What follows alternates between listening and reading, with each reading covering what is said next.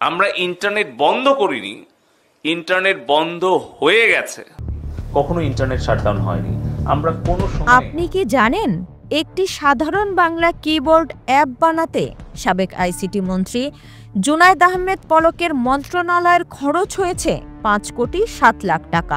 অথচ এই একই কাজ একজন দক্ষ প্রোগ্রামার মাত্র 5 লাখ টাকায় করে দিতে পারে।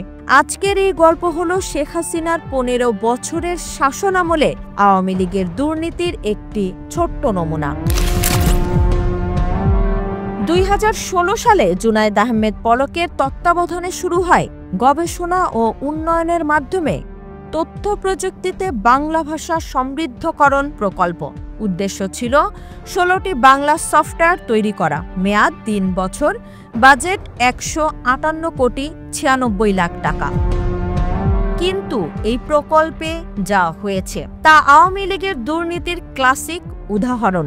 7 বছর পার হয়ে গেলেও কাজ শেষ হয়নি। 16টি সফটওয়্যারের মধ্যে মাত্র 7টি সম্পূর্ণ হয়েছে, অথচ টাকা খরচ হয়েছে পুরোটাই।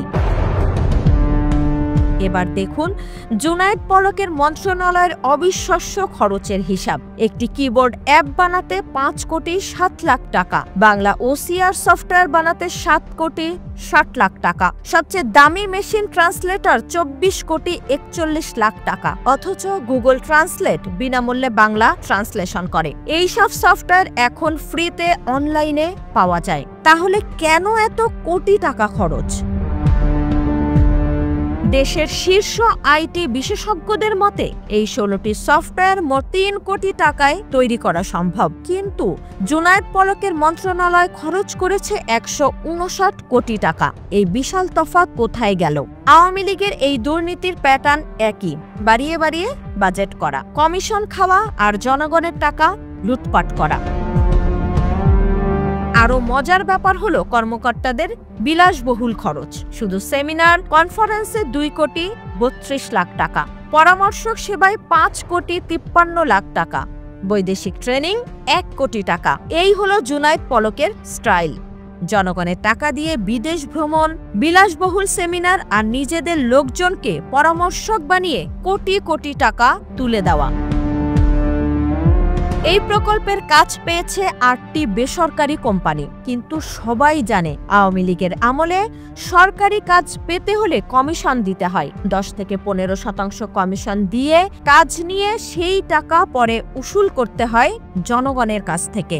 এই যে 159 কোটি টাকা, এর একটা বড় অংশ গেছে জুনায়েদ পলক আর তার দলের নেতাকর্মীদের পকেটে, বাকিটা গেছে পার্টি ফান্ডে।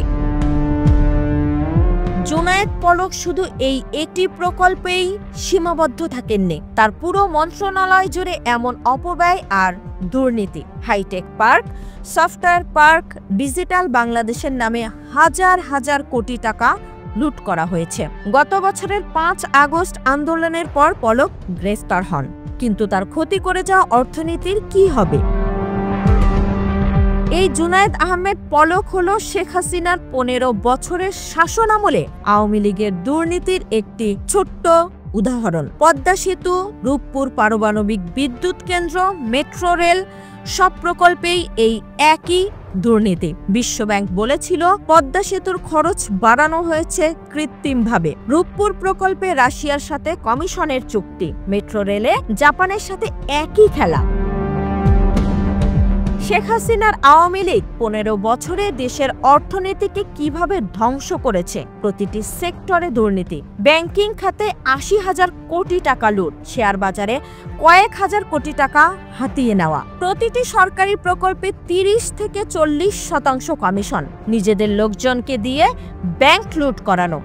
সোনালী, বেসিক, জনতা সব ব্যাংকেরই একই অবস্থা। আওয়ামী লীগের এই দুর্নীতির ফলে দেশে কি হয়েছে?